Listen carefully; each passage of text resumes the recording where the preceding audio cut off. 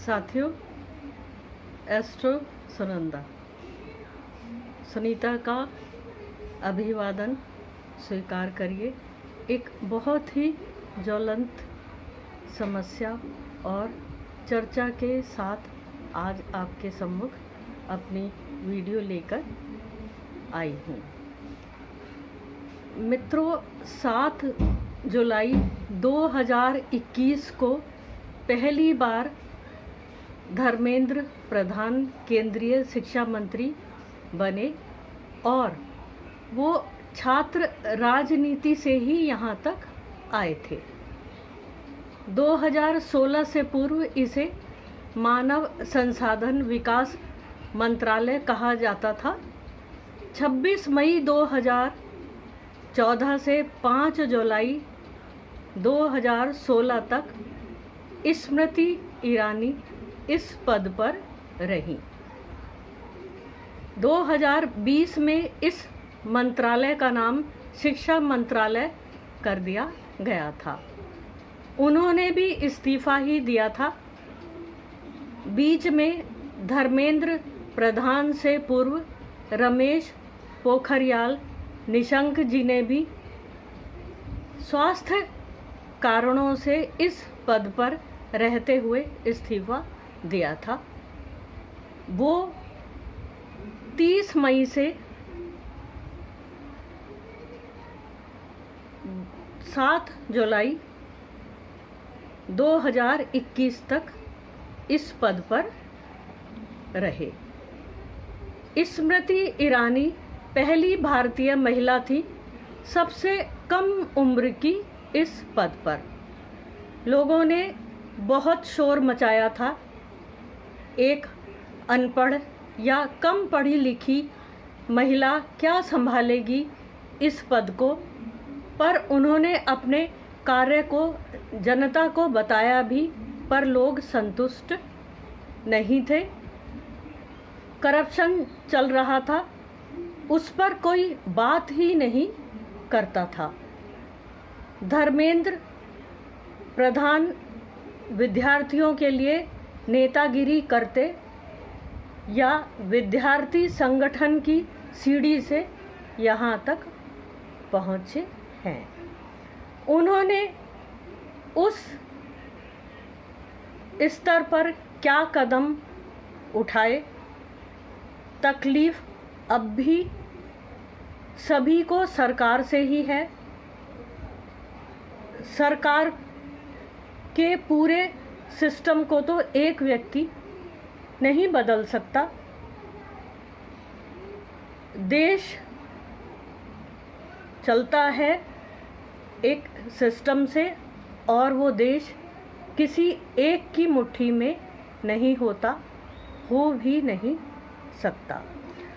आमूल चूल परिवर्तन की बात यदि हम करें तो विपक्ष क्यों आड़े आ जाता है।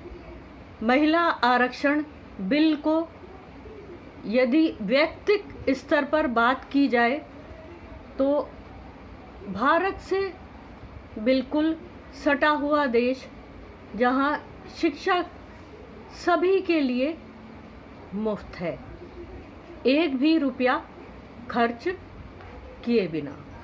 वहाँ के लोगों में इस स्तर का डिसिप्लिन है। वहाँ की सड़कों पर ट्रैफिक सिग्नल या लाइटें नहीं होती, पर उन्हें लाइन में चलने की आदत है। वो किसी के लिए रुकना जानते हैं, रास्ता देते हैं। दुनिया में कई देश ऐसे हैं जहाँ स्वास्थ्य सेवाएं बिल्कुल मुफ्त हैं, पर कहना नहीं चाहिए भारत एक ऐसा देश है जहाँ खुद करते कुछ नहीं और बताते कुछ हैं, कराते कुछ हैं। सख्त से सख्त कानून यहाँ रिश्वत के बल पर तोड़े मरोड़े जाते हैं। इस महंगाई के दौर में हर चीज़ को सस्ता कर पा जाने की होड़ में एक रेल पेल चल रहा है। पैसे से, चरित्र से, कानून से एक दूसरे से आगे निकलने की जल्दी, सब कम समय में शॉर्टकट से एक ऐसी जगह पहुंचना चाहते हैं जहां बैठकर अपने लिए उन्हें लगे कि वो स्वर्ग में हैं, क्या पीछे छोड़ आए हैं, क्या आगे पाएंगे या देंगे, इस सब से उन्हें कोई ज़्यादा लेना देना नहीं है। हम बचपन में अच्छे स्कूल में पढ़े जहाँ लड़कियों की फीस माफ़ होती थी, फिर भी हमने किसी निम्न वर्ग की लड़की को स्कूल अपने साथ पढ़ते क्यों नहीं देखा। बाद में पढ़ाई के लिए पैसा कहाँ से आता? उन लोगों के पास उनकी विचारधारा थी कि कुछ समय बाद दूसरे घर जाकर चूल्हा चौका ही चलाना है। आज गरीब की बेटी भी पढ़ रही है और अच्छा मुकाम चाहती है, माता पिता पैसा भी लगा रहे हैं या किस कीमत पर लाखों में से कुछ का सिलेक्शन ही होना है, ये कोई बताने की बात आज नहीं है। स्कूल कॉलेज कहाँ है उतने, पढ़ भी गए तो हर शहर में अस्पताल कहाँ है जो नौकरी मिलेगी। अपने ही शहर में बैठकर जनता को उधेड़कर व्यापार चलाना है और उस तक पहुंचने की बहुत जल्दी है, किसी भी कीमत पर। वापसी जो चाहिए, बनने की प्रक्रिया में इतना खर्च जो किया गया है, सब जल्दी से जल्दी वापस आना चाहिए। पहले तो प्रतिभा ही दम तोड़ती थी, बच्चे छोटे शहरों में दबे रह जाते थे। पर साथियों, आज तो शिक्षा भी दम तोड़ती है। जो बच्चे हिम्मत करके विदेश चले जाते हैं, उनके माता पिता अपने देश में अकेले पड़े जैसे तैसे समय काटते हैं। आप स्वयं ही अपने देश को रहने योग्य नहीं रहना देना चाहते या रहने योग्य बनाना नहीं चाहते, सिर्फ इसलिए हमें अधिक चाहिए, शॉर्टकट चाहिए। रातों रात कोई भी राजनीति में प्रवेश कर नेता बन जाता है या नेता बनने का सपना देखता है, बाद में उन्हीं में से कोई उच्च पदों पर शिक्षा मंत्री या कोई और मंत्री बना दिया जाता है।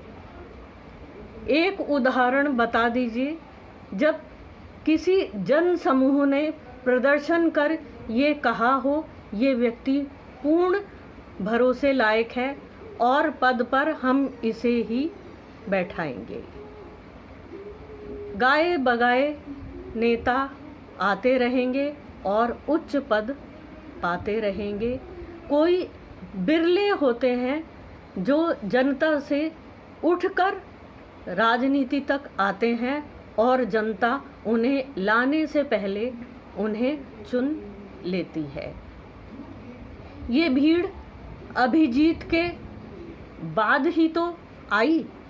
पहले तो इस भीड़ में इकट्ठे होकर किसी ने नहीं कहा कि आइए अभिजीत जी, आप बहुत सक्षम हैं, आप बहुत विश्वसनीय हैं, इस आंदोलन का नेतृत्व आप करें, ऐसा हम चाहते हैं। ऐसा नहीं हुआ दोस्तों। आंदोलन हुआ, बहुत अच्छी बात हुई, इस्तीफा हुआ, कोई नई बात नहीं हुई, पर क्या आगे भी ऐसा ही होगा? यदि आंदोलनकारी ये समझ रहे हैं सारा दोष सरकार का या धर्मेंद्र प्रधान का ही था, तो उन्हें ये भी अच्छी तरह समझने की ज़रूरत है, हर आंदोलनकारी बच्चा कर्मठ और मेहनती नहीं जिसने अपने बूते पर आगे बढ़ने की ठानी है। अतः हो सकता है पतनाला फिर वहीं गिरे, पर इस बार शिक्षा मंत्री इस्तीफा इस प्रकार से देंगे ऐसा नहीं लगता। इस बात पर विचार करना चाहिए कि नेतागिरी के लिए जनता के बीच से उठकर राजनीति तक आया हर व्यक्ति शिक्षा मंत्री बनने लायक नहीं है। गंभीर विषय है, भारत की भूमि ऋषियों की भूमि है। ये सोचना निराधार है कि सन्यासी उद्यमी नहीं हो सकता। रामदेव जी ने कर दिखाया।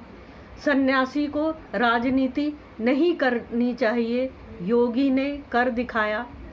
इसी तरह राजनीति गुरुओं के योग्य जगह नहीं है। इस बार इस गुरु घंटालों के ऊपर कोई गुरु ही बैठाया जाना चाहिए, जिसके पास एक ऐसी छड़ी हो जिसे वो भेद भाव के बिना तुरंत उपयोग कर सके। गुरु पूर्णिमा आने वाली है और शिक्षक दिवस जिनकी याद में हम मनाते हैं, उन्हें भी हमें नहीं भूलना चाहिए। सर्वपल्ली राधाकृष्णन जी, जिस देश ने हमें डॉक्टर कलाम जैसे राष्ट्रपति दिए, चलते चलते एक छोटी सी बात। धर्मेंद्र प्रधान 26 जून 1969 को जन्मे।